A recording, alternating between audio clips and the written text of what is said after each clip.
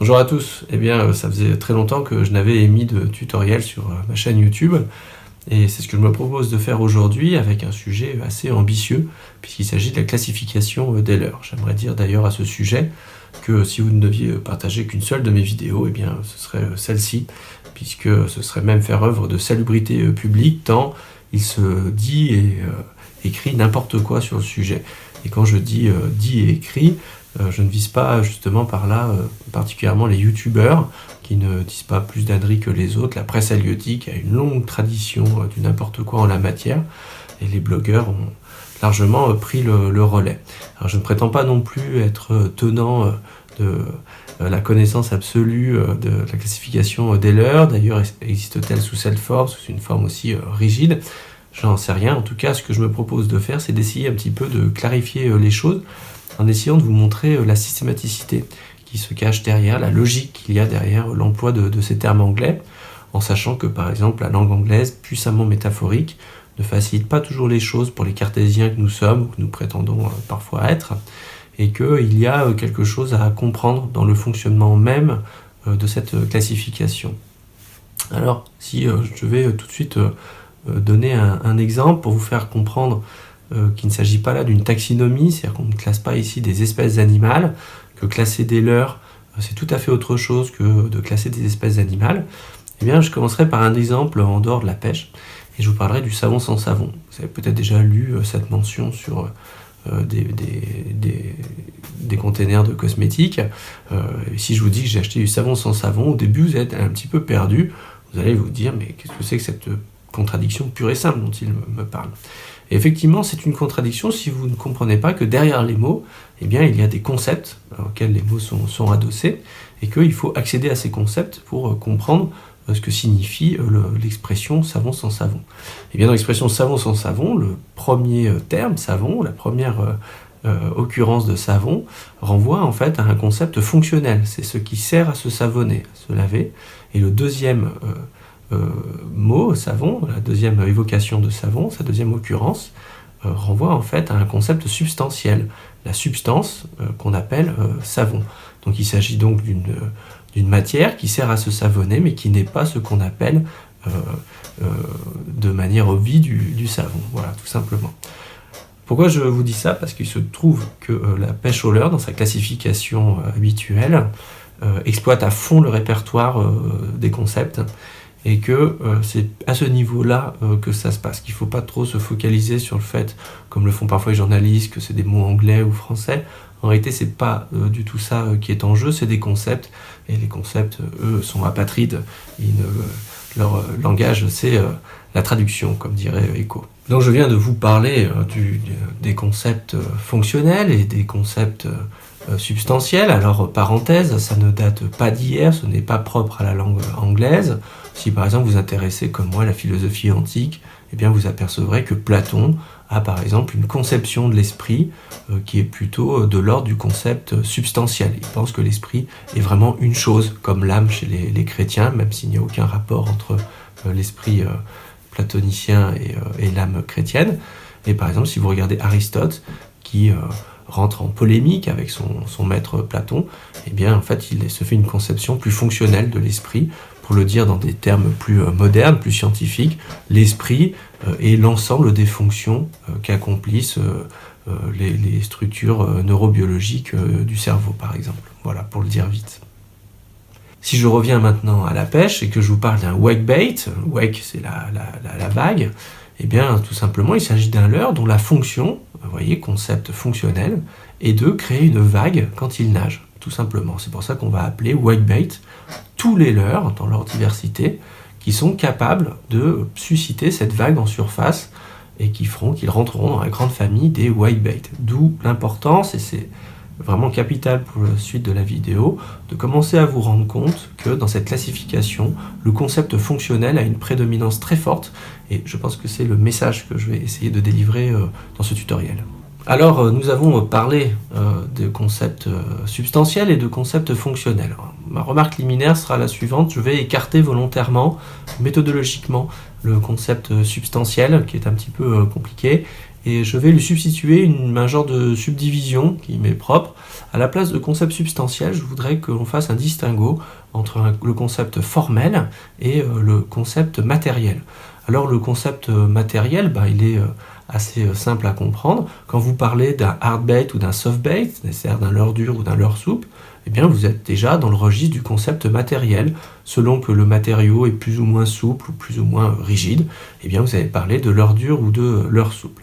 Concept formel, eh bien c'est assez simple aussi, et je vais prendre cet exemple sans doute plusieurs fois dans cette vidéo.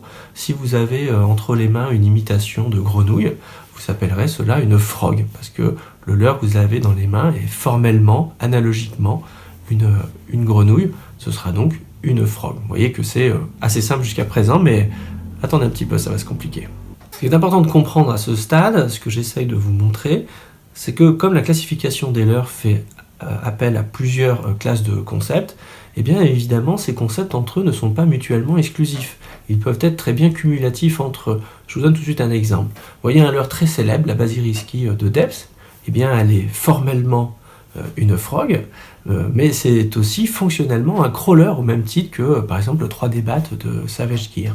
Donc vous voyez qu'un leurre peut être une chose et une autre sans que cela soit complètement contradictoire, et c'est quelque chose sur lequel je vais revenir sans arrêt, et c'est pour ça qu'en réalité cette classification-là ne cherche pas à mettre les leurres dans des cases pour les éliminer des autres, mais peut-être souvent au contraire plutôt essayer de les ranger dans plusieurs cases à la fois, de manière à pouvoir totaliser tout ce qu'il y a à savoir de pertinent sur un leurre, et ça c'est un des secrets de la classification des leurres.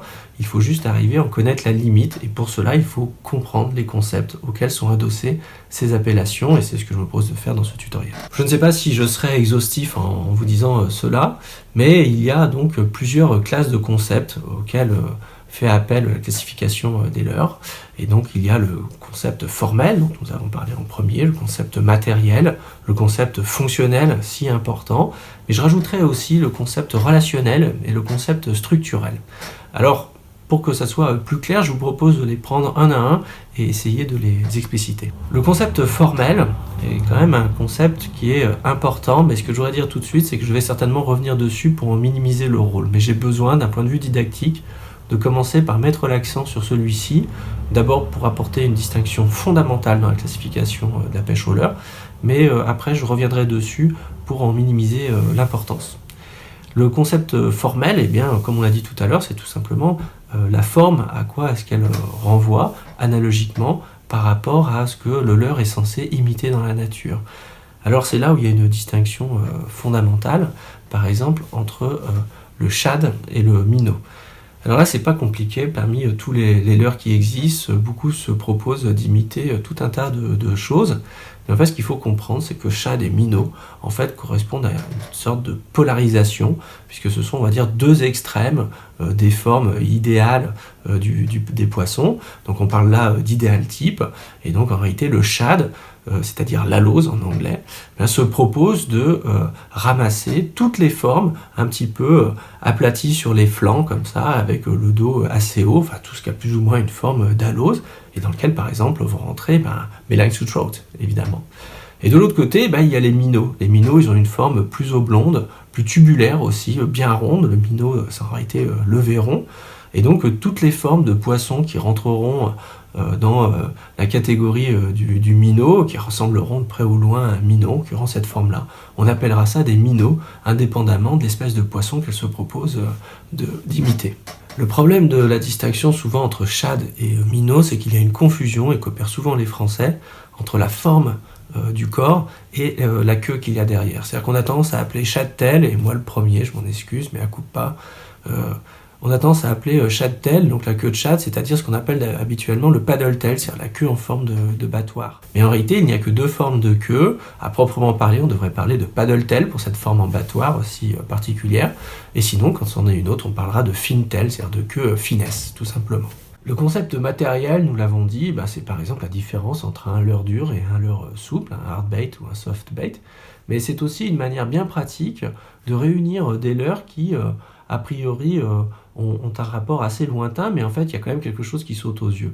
Alors, l'exemple que j'ai envie de vous donner, c'est celui des wire baits.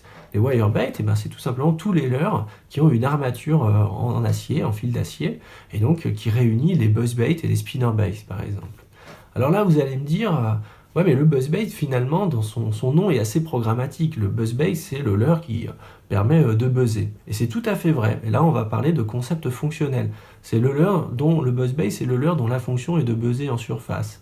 Et à ce titre-là, d'ailleurs, on pourrait très bien dire que le grub, qui est en fait tout simplement un corps de minnow avec un paddle tail, eh bien peut-être que le grub c'est aussi un buzzbait, dans le sens qu'on peut faire du buzzing grub avec en surface, donc c'est un leurre qui sert aussi à buzzer. Le concept structurel est un concept plus difficile à comprendre, mais ça c'est d'une manière générale. D'abord, c'est un terme structure qui renvoie en fait à la philosophie classique. La structure, c'est ce qui maintient la forme.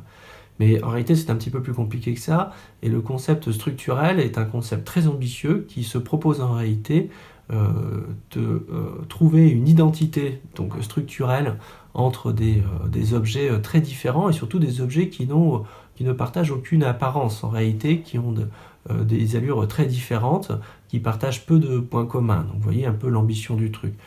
Par exemple, mon 3D Snake, chez Savage Gear, j'ai tendance à dire, pour mieux le vendre, que c'est un stickbait qui nage tout seul. Vous voyez par là que j'essaye de rapprocher le 3D Snake des stickbait, mais est-ce que finalement, quand je dis ça, je suis tout à fait rigoureux? Est-ce que le 3D Snake, c'est vraiment un stickbait?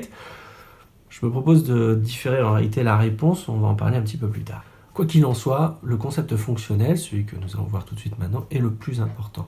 C'est certainement le sens de cette vidéo, d'essayer de vous montrer que le concept maître, c'est le concept fonctionnel. Je vous en donne tout de suite un exemple avec l'expression jerkbait minnow. C'est une expression qu'on emploie souvent, on dit tiens, ceci c'est un jerkbait minnow. Alors dans cette expression, dans le vocable jerkbait minnow, le deuxième terme, minnow, est évidemment un concept formel. Il s'agit du poisson nageur qui a la forme d'un minnow. Okay. Mais si on rajoute jerkbait avant, eh bien c'est qu'en fait, il y a ici un concept fonctionnel qui est rajouté. Ça ne suffit pas de dire que c'est un minnow, il se trouve que c'est un minnow auquel on peut imprimer un jerking. Donc vous voyez comme en réalité, et cet exemple est intéressant, tendanciellement, la classification des leurres a tendance à mêler au descriptif, minnow, le prescriptif, jerkbait. C'est-à-dire qu'il y a dans la description du leurre souvent une prescription. Ici, la prescription qui est raccrochée à la description minnow, la prescription jerkbait, consiste à dire que votre minnow, vous allez pouvoir le jerker et il va faire quelque chose d'intéressant. Ça, c'est vraiment le point le plus important à retenir, cette manière dont en fait prescription et description sont toutes les deux mêlées dans la classification des leurres, mais la prescription a généralement tendance à prendre le dessus. Et pourquoi je vous dis ça? Parce que justement, c'est un très bon exemple, ce jerkbait minnow, parce que quand vous parlez simplement d'un poisson nageur qui serait juste un minnow, sans rajouter jerkbait, eh bien en fait vous allez faire avec ce qu'on appelle un peu par extension, et peut-être par abus de langage, mais je dirais d'abord par extension, du minnowing. C'est-à-dire qu'en fait vous n'allez pas jerker votre minnow, vous allez tout simplement le mouliner. Vous voyez quand même quand dans la classification des leurres, il y a quelque chose qui n'a l'air d'être de l'ordre que du descriptif, eh bien il y a toujours une prescription qui est embusquée derrière. Je vous ai parlé enfin du concept relationnel. Alors en fait le concept relationnel, c'est tout simplement par exemple quand vous parlez d'un topwater bait, d'un leurre de surface, ou quand vous parlez d'un leurre suspending. Là, en réalité, c'est relationnel pour une raison bête et méchante, c'est que depuis que l'hypothèse du boson de Higgs s'est confirmée, eh bien la densité, la masse, n'est plus un concept substantiel en sciences physiques, mais un concept relationnel. Bon, c'était le petit point de sciences physiques, mais c'était pour vous dire qu'en réalité, voilà, c'est un genre de relation qu'a votre leurre avec l'élément liquide. Mais c'est pas simplement ça. Un bon exemple de concept relationnel, c'est big bait, tout ce qu'on appelle les gros leurres, le big baiting, vous voyez. Et je ne sais pas si vous avez vu la première édition de l'excellente émission du Fishing Club, il y avait un petit débat sur le big baiting, et c'était amusant parce que, bon, au-delà du fait que les intervenants avaient un petit peu du mal à ordonner leurs idées, eh bien on avait du mal à s'y retrouver, on ne comprenait pas trop finalement de quoi ils parlaient, jusqu'à ce que Nicolas Cadieux tente en fait d'intervenir pour clarifier le problème, et son intervention était extrêmement légitime, en disant mais bon finalement on parle de quoi quand on parle d'un big bait? Alors lui il se propose il recycle en fait une vieille ancienne de la presse halieutique, il se propose en fait de placer les big baits à partir de 20 cm. Bon. En réalité, son intervention, toute légitime qu'elle était en fait qu'à moitié pertinente, et je vais essayer de vous expliquer pourquoi, ce qui me permet en fait d'expliquer ce concept relationnel. En fait, si par exemple je vous montre un foreplay V2 de 20 cm et que je vous dis que c'est un big bait, si vous êtes pêcheur de brochet, vous allez me dire ben non, c'est juste un leurre à brochet, ni plus ni moins. Par contre, si vous êtes pêcheur de perche ou au maximum pêcheur de truite, vous allez me dire ah oui, là c'est vraiment un big bait. Vous voyez déjà comme en fait en fonction du poisson qui est visé, la notion de big bait va énormément varier et pas qu'à la marge. Mais c'est quelque chose de plus important que ça. En réalité, la notion de big bait, elle est éminemment sociale. C'est un accord implicite entre les pêcheurs. C'est pour ça qu'en réalité, il ne sert à rien d'essayer de clarifier la notion, puisque justement, c'est ce qu'on appelle un signifiant flottant. C'est un terme qui sert en fait à ce que les gens s'accordent au-delà de leur désaccord. Et quand vous regardez la première émission du Fishing Club, vous voyez bien qu'en fait, ils ne parlent pas tous exactement de la même chose, mais ils finissent par s'y retrouver. Si par exemple demain je vous croise au bord de l'eau, vous me sortez un leurre de 12 cm et que vous êtes en train de pêcher le brochet et vous me dites c'est un big bait, bien sûr ma première réflexion sera de dire bon, c'est pas un big bait. Mais en fait je vais aussi me dire c'est peut-être pas un big bait pour moi, mais c'est peut-être un big bait pour vous. Et la conversation pourra continuer comme ça. D'une manière générale, la définition minimale qu'on pourrait donner d'un big bait, eh bien, c'est simplement la taille de leurre qui excède les régularités de taille régulièrement observées par une population de pêcheurs à un endroit donné. Je vous la fais comme ça à la serpette. Vous voyez donc que si la question qui est posée dans un débat concerne en réalité l'efficacité des big baits, eh bien, même sans être un spécialiste de la linguistique ou de la philosophie, eh bien, on se rend compte tout de suite qu'il y a là un prototype du faux débat qui se met en place, que les inférences langagières sont beaucoup trop importantes et qu'il est très difficile de sortir d'une situation aussi complexe, puisqu'en fait, c'est surtout la question qui est extrêmement mal posée, qui a tendance en réalité à épaissir le problème au lieu de contribuer à l'éclaircir. Alors pourquoi j'ai terminé sur le signifiant flottant big bait ? Bien, c'est pour aussi vous amener à la certitude qu'en réalité cette classification des leurres, si elle n'est pas très très rigide, eh ben, elle est aussi pour le coup fortement opératoire. C'est sa souplesse qui nous permet de sans cesse aussi faire rentrer de nouveaux leurres, voire de nouvelles familles de leurres, sans avoir à remettre en cause sans cesse toute la classification. Alors ce qui est intéressant, c'est que justement, cette classification, du fait qu'elle n'est pas trop rigide, eh bien, en fait, c'est la discrimination qu'elle opère entre les concepts et les objets est rarement diagnostique, c'est-à-dire qu'elle accepte très bien les objets bâtards, et je voudrais vous en donner un exemple. Admettons que je vous présente un leurre qui s'appelle le panic prey. Vous allez me dire immédiatement, bah, c'est un stick bait. Ok, un stick bait, c'est-à-dire un poisson bâton. Alors qu'est-ce que ça veut dire bâton ? Bâton dans le sens de ce qui ressemble à un bâton, est-ce que c'est un concept formel ? Est-ce que c'est un concept matériel, quelque chose qui aurait la rigidité du bâton ? Vous voyez que c'est un point ici qu'il faut éclaircir. Alors, par exemple, je vais vous donner un autre exemple. Je vais vous dire, quid du Monster Slug ? Est-ce que le Monster Slug, c'est un stick bait ? Alors là, il y a une hésitation. Parce que d'habitude, par stick bait, vous allez avoir tendance à entendre leurre de surface. Or, il se trouve que stick bait, ça ne renvoie pas à cette idée. Hein, même si les bâtons souvent flottent sur l'eau, bon, ce n'est pas toujours le cas. Mais en tout cas, je ne crois pas que ça soit l'idée directrice. Et en fait, ce que je vais essayer de vous montrer, c'est que si le Monster Slug, comme tous les slugs, ce sont en réalité des stick bait. Mais vous allez me dire, ouais, mais là, c'est quand même un leurre souple, on s'attendait plus à un leurre dur. Ouais, mais quand même, ça passe. Et vous allez pouvoir peut-être m'opposer que et le Senko de Gary Yamamoto, parce que Senko finalement en japonais c'est le bâtonnet dansant, donc c'est aussi l'idée d'un bâton. Vous voyez comme le langage ici peut nous ensorceler et finalement nous faire courir à notre perte comme dans le débat du Fishing Club. Eh bien en fait je ne crois pas que le Senko de Gary Yamamoto ce soit un stick bait. Je crois qu'en fait justement là il est trop souple, on n'est plus du tout dans le bâton, vous voyez. Et je dirais plutôt, je passerai à ce moment-là à un concept formel, je dirais que c'est un worm, que c'est une imitation de verre, tout simplement. Alors pourquoi je pense quand même que le Monster Slug c'est un stick bait ? Parce qu'en fait je pense que stick bait ce n'est pas un concept matériel, c'est pas un concept formel, c'est en fait un concept là encore fonctionnel. Le stick bait, c'est le leurre qui possède la rigidité suffisante, qui possède en tout cas les propriétés telles que quand vous le twitchez par exemple, eh bien il fait quelque chose de très particulier, de très singulier, qu'on appelle tout simplement walking the dog. Et je pense qu'en fait un stick bait c'est d'abord ça, et c'est ce qui fait que un Monster Slug, eh bien, c'est un stick bait au même titre que le stick bait que le panic prey dont je vous ai parlé au début. C'est ce qui va me permettre maintenant de répondre à la question: est-ce que le 3D snake est un stick bait ? Eh bien en réalité non, je pense qu'en fait j'utilise d'un expédient pour essayer de vendre mon 3D Snake, mais en fait, c'est pas un stick bait. Vous vous rendez bien compte que quand vous utilisez un 3D Snake, et bien justement, vous n'avez pas besoin de le twitcher ou de le jerker, et en plus, il ne fait pas Walking the Dog. Et ces deux points-là font qu'en réalité, ce n'est pas un stick bait. Un stick bait est quelque chose qui nous présente en fait, qui nous prescrit le twitching ou le jerking, et qui doit effectuer quelque chose dans l'eau qu'on appelle Walking the Dog. Or, la nage du 3D Snake est beaucoup plus proche de ce qu'on appelle les S-Action, c'est-à-dire les leurres qui nagent en S. Si vous regardez bien ce que fait un 3D Snake, ça se rapproche beaucoup plus d'un shine glider, par exemple. Or, c'est là où on pourrait parler de concepts structurels. Il y a une identité structurelle entre le 3D Snake et le shine glider, qui est tout simplement le résultat de la nage, quand on se contente tout simplement de tourner la manivelle de moulinet. Vous voyez comme en fait on peut aller assez loin dans l'analyse, mais qu'en fait c'est aussi ça qui nous permet d'avoir une classification pertinente et surtout opératoire des leurres qui permet de nous y retrouver pour la pêche. Et ça c'est peut-être le message le plus important de ce tutoriel, quand la classification des leurres elle est orientée vers la pêche, elle n'est pas là pour faire joli sur une arborescence dans un magazine.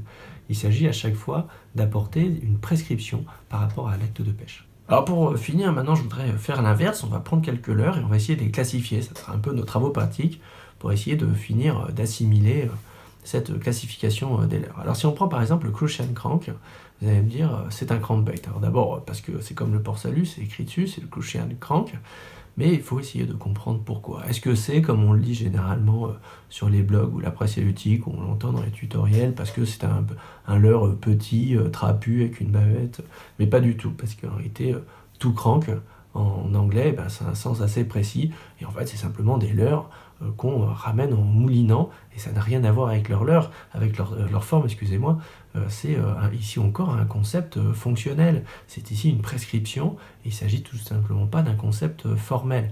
Si je prends l'exemple par exemple du lipless crankbait, qu'on appelle en France souvent le vibration, eh bien vous voyez bien que dans sa forme, un vibration n'a absolument aucun rapport avec un crankbait, c'est beaucoup plus proche d'un shad, et pourtant c'est quand même un crankbait, et en plus de ça sans bavette. Donc on voit déjà que la bavette n'est absolument pas un déterminant de l'appellation crankbait, et la forme non plus.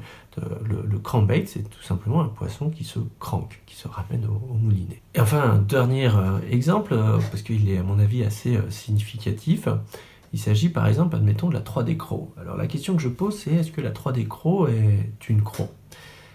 Alors pour l'instant, ce que je vais vous dire, c'est que c'est une créature, parce que souvent on ne met pas l'accent aigu dessus pour bien montrer que c'est un terme anglais. En fait, la créature, je vais le dire à la française, eh bien c'est tout simplement tous les leurres souples qui ont un corps et une multitude de pattes. On va dire qu'à partir du moment où il y a plus de 4 pattes, eh bien c'est une créature. En fait, cette catégorie très générale des créatures, elle est très pratique. Là, il s'agit effectivement d'un concept formel, parce que ça permet de faire rentrer tout et un peu n'importe quoi, de manière à ne pas être pollué par des formes qui pourraient apparaître. Je ne sais pas si vous créez la forme virus du sida, comme j'ai un peu déjà vu chez une autre marque. Bon, en fait, comme ça n'apporte strictement rien pour la pêche, on le rentre dans la catégorie des créatures et point barre. Ce qui change quelque chose pour la pêche, eh bien, c'est quelque chose dont la fonction est différenciée, c'est-à-dire c'est quand votre leurre accède au concept fonctionnel.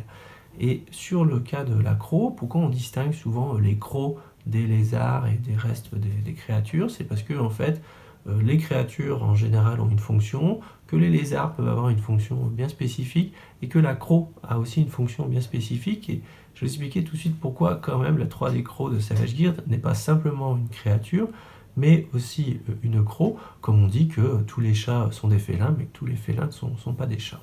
Supposez que vous mettiez cette 3D Crow sur votre football jig et que vous lanciez ça contre une frondaison. Du fait que les pattes sont flottantes, eh bien, votre croc va ralentir la descente de votre football jig, et donc elle va changer quelque chose dans l'utilisation de votre football jig, il va changer quelque chose dans la présentation de votre leurre. Et c'est pour ça que en fait, la distinction entre créature et croc est absolument pertinente, contrairement à d'autres distinctions, comme, je ne sais pas moi, lézard et salamandre.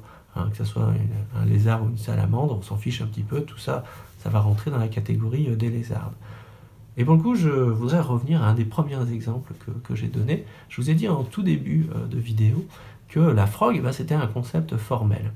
Mais d'un autre côté, supposons que vous ayez quelque chose qui soit, d'un point de vue du concept formel, je ne sais pas, une petite voiture majorette, ou qui soit un portefeuille, ou qui soit, je ne sais pas, un oiseau, mais en fait qui se trouve être flottant, avec une fonction anti-herbe, qui vous permet de passer tranquillement sur les nénuphars. Je pense que vous seriez enclin à appeler cela une frog.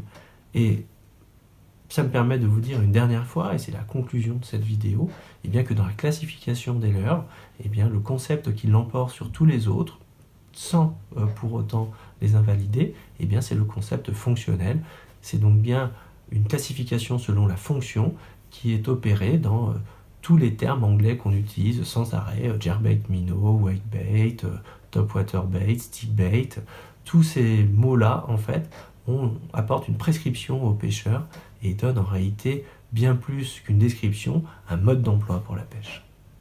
Voilà, j'espère que cette vidéo vous a plu, j'espère que je ne vous ai pas égaré ou donné trop mal au crâne. Vous pourrez mettre ça dans le concept Doliprane si c'est le cas. En tout cas, si elle vous a plu, n'hésitez pas à la partager parce que malheureusement, je me rends compte tous les jours que c'est extrêmement flou dans l'esprit des pêcheurs. Et j'espère que ça vous aura apporté un peu de lumière quant à la compréhension de notre belle pratique halieutique. À bientôt les amis.